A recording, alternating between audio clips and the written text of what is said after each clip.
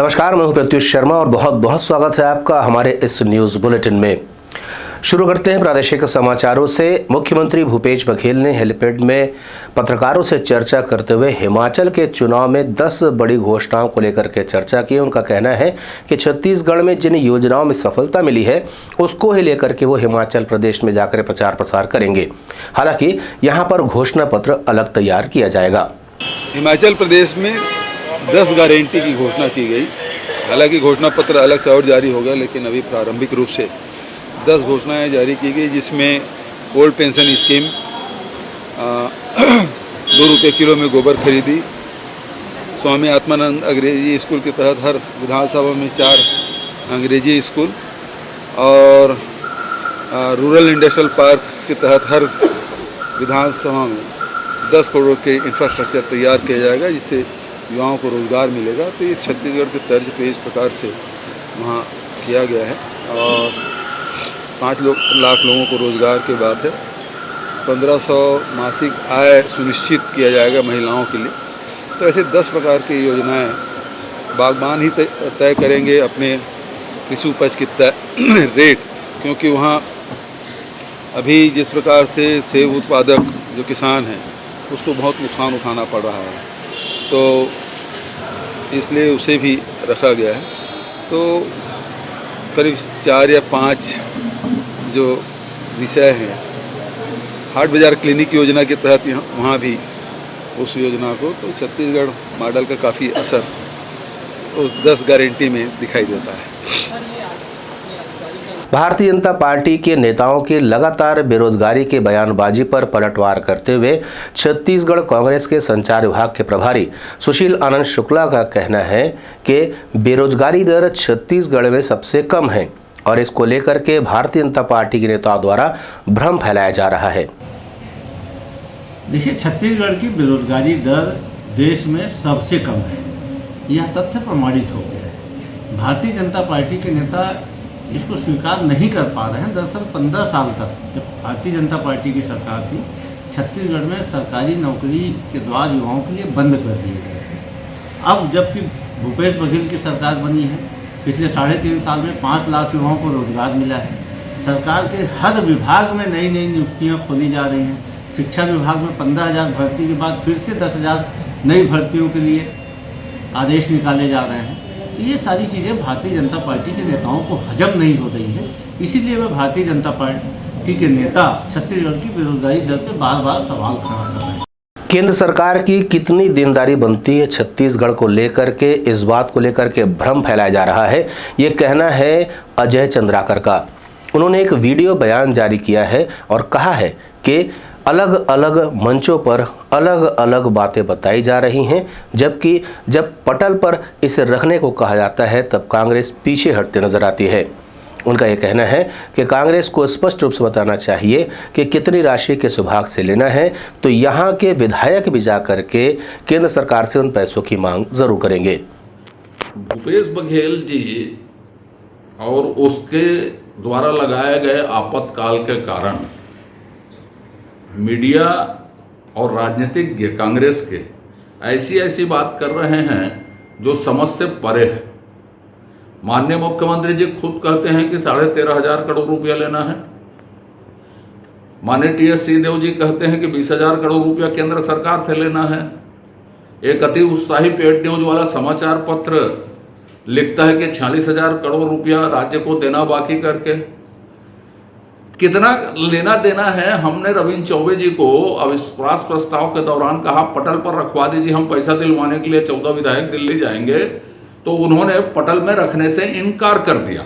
यदि कांग्रेस के पास नैतिकता होती तो वो पटल पर रखती, लेकिन पटल पर रखने की जहां बात हुई तो कांग्रेस भागती हुई नजर आई और अपनी असफलता छिपाने के लिए कांग्रेस ने एक गंदी राजनीति की शुरुआत की, डर्टी पॉलिटिक्स जिसको कहते हैं, और झूठ पर आधारित। आज कह रहा हूं मैं कि कल वो पेपर में पेड न्यूज दे के छपवा दें कि इस मुद्दे में या इस हेड में इस विभाग से इतना पैसा केंद्र से लेना है, तो भाजपा विधायक दल उस विभाग में जाएगा दिल्ली। आने वाली 3 और 4 तारीख को राजधानी रायपुर में जबड़ों के दर्द और जोड़ों के दर्द पर आधारित एक कार्यशाला का आयोजन हो रहा है। इस राष्ट्रीय स्तर की कार्यशाला में भाग लेने के लिए बेंगलुरु सहित अलग अलग प्रदेश से कई शोधक विद्यार्थी यहां पर पहुंचेंगे और अपने शोध पढ़ेंगे। हम आपको बता दें कि दांतों के दर्द, जोड़ों के दर्द और जबड़ों के दर्द पर आधारित इस कार्यशाला के बारे में आज एक पत्रकार वार्ता ली गई और पत्रकारों को जानकारी दी गई कि युवाओं में सबसे ज़्यादा ये तकलीफ देखी जा रही, जिसमें जबड़े के दर्द से युवा वर्ग पीड़ित होते जा रहा है। वहीं एक ख़ास उम्र के बाद में भी जोड़ों के दर्द को भी एक बड़ी समस्या के रूप में देखा जा रहा है। अब विशेषज्ञों के द्वारा यहाँ पर उनके शोध पढ़े जाएंगे, जिससे कि लोगों को सही जानकारी मिल सकेगी। जी नमस्ते, मैं इंडियन प्रोस्थोडोंटिक सोसाइटी छत्तीसगढ़ ब्रांच का प्रेसिडेंट डॉक्टर नीरज चंद्राकर हूं और मैं आपके माध्यम से आम जनता को सूचित करना चाहूँगा कि 3 और 4 सितंबर को न्यू सर्किट हाउस में हम एक राष्ट्रीय स्तर का TMJ जॉइंट, जो कि जबड़े के जॉइंट का कार्यशाला का आयोजन कर रहे हैं। और यह कार्यशाला अपने में एक फर्स्ट एक्सपेरिमेंट है, जिसमें हम विभिन्न क्षेत्रों के विशेषज्ञों को एक कॉमन प्लेटफॉर्म पे ला रहे हैं और TMJ जॉइंट से या फिर जबड़े के जॉइंट से रिलेटेड जितनी भी ट्रीटमेंट पद्धति हैं, उन सभी पद्धति को डिटेल में डिस्कस कर रहे हैं। इस कार्यशाला का 2 मुख्य लाभ होगा। एक, छत्तीसगढ़ के सभी डॉक्टरों को TMJ जॉइंट के बारे में डिटेल में जानकारी मिलेगी। दूसरा, और विभिन्न तरह की चिकित्सा पद्धति कौन कौन सी होती है उसके बारे में जानकारी मिलेगी। और सबसे बड़ी चीज़, जो इंटरडिसिप्लिनरी टीम अप्रोच है, इंटरडिसिप्लिनरी टीम अप्रोच मतलब किसी पेशेंट को इलाज करने के लिए, बेहतर तरीके से इलाज करने के लिए विभिन्न विभागों के डॉक्टर मिलकर अगर इलाज करें तो ज़्यादा बेहतर तरीके से किया जा सकता है। अपने पुत्र शिवम मिश्रा की हत्या होने की आशंका को लेकर के उन्होंने आज पत्रकार वार्ता ली है। उनके पिता ने पुलिस पर आरोप लगाया है कि जिस संदेहास्पद स्थिति में उनके बेटे का शव मिला था, उससे साफ जाहिर होता है कि उसकी हत्या कर दी गई। और जिस आनन फानन तरीके में पुलिस ने उनके पुत्र का अंतिम संस्कार किया है, उससे ये बात और भी पुख्ता हो जाती है कि ये पूरा मामला हत्या का है, जिससे पुलिस द्वारा दबाया जा रहा है। तो उसके चेहरे वगैरह पे बहुत सी मतलब चोटें दिखी उस समय, फ़ोटो के माध्यम से आप जान सकेंगे उसे। तो पुलिस वालों ने आनन फानन में उसकी पोस्टमार्टम भगवान जाने कैसा क्या किया और उसको तुरंत जो है दफना दिया गया वहाँ पे। और जब हम निकलवाने भी गए तब भी उन्होंने बहुत ही आनाकानी की निकालने में, कह रहे दब गया है, अब SDM खोलेगा, ऐसा वैसा। तो बहुत ही हमको घुमाया, लेकिन शव हमको जैसे तैसे करके प्राप्त हुआ दूसरे दिन। और फिर हमने वहीं पर, क्योंकि शव की स्थिति ऐसी नहीं थी कि लाया जा सकता, ये तो पुलिस वालों का काम था कि वो प्रिजर्व कर सकते थे, लेकिन उन्होंने नहीं किया। और फिर वहाँ पे हमने अंत्येष्टि क्रिया की। अंत्येष्टि क्रिया करने के बाद हम प्रयागराज चले गए अंतिम क्रिया आदि करने के लिए। लेकिन वो जो समय अंतराल था, इस अंतराल में दोनों थानों के बीच में केस उछलता रहा कि भैया कौन देखेगा, वहाँ मर्ग कायम हुआ, वो करें, ये बोले कि ये करें। किसी के ऊपर शक है आपको? हाँ, उसी में मुद्दे की बात है कि जो हफ्ता 15 दिन से ये अनिमेश मुखर्जी के साथ बहुत ही लेन देन किया था। और इसके जो ऑफिस का एक कांड हुआ था बीच में, क्या हुआ था कि बहुत लोग चोरी में अंदर चले गए थे। तो बहुत ही लोगों ने जांच परख में, और मेरे को ये शंका है कि अनिमेश मुखर्जी ने कहीं इसकी रेकी करके, इससे बात निकाल करके और किसी के द्वारा ये जो है कराया जा सकता है। कि माता करुणा की पुण्यतिथि के अवसर पर मंदिर हसौद में एक विशेष कार्यक्रम का आयोजन किया गया। इस कार्यक्रम में शामिल हुए जगत गुरु रुद्र कुमार। इसके अलावा समाज के कई वरिष्ठ जन भी यहाँ पर शामिल हुए। इस अवसर पर सभी ने माता करुणा के समाज को दिए हुए योगदान को याद किया गया कि किस तरीके से उन्होंने समाज को संगठित करने का प्रयास किया, समाज में फैली जो छोटी मोटी बुराइयां थी उसे दूर किया। जहां सख्ती की आवश्यकता थी, करुणा माता ने सख्ती दिखाई, और जहां राह दिखाने की ज़रूरत थी, वहां पर माता करुणा के द्वारा राह दिखाई गई। वहीं इस अवसर पर अपना आशीष देते हुए जगत गुरु रुद्र कुमार ने सतनामी समाज के लोगों से अपील की कि हम सभी आपसी तालमेल के साथ राष्ट्रीय विकास में भागीदार बने। उन्होंने मीडिया से चर्चा भी की।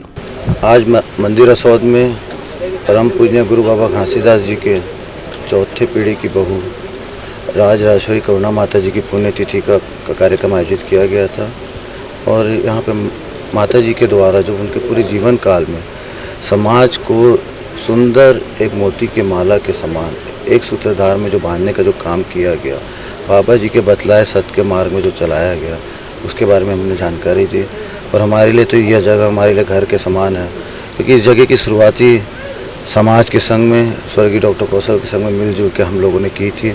और इस परंपरा को हम आगे भी रखेंगे कि यहाँ पे माता जी का और जगत गुरु गुरुगद्दी नरसिंह नगमदास जी का नाम जैसे था वैसे ही बरकरार रहा। आज कमी खली है डॉक्टर साहब की क्या? निश्चित तौर पे तभी बार बार हमारे मुँह से उनका उल्लेख हो रहा है। वो तो हमारे अंग रहे, हमारे हर काम को ना वही संभालते रहे।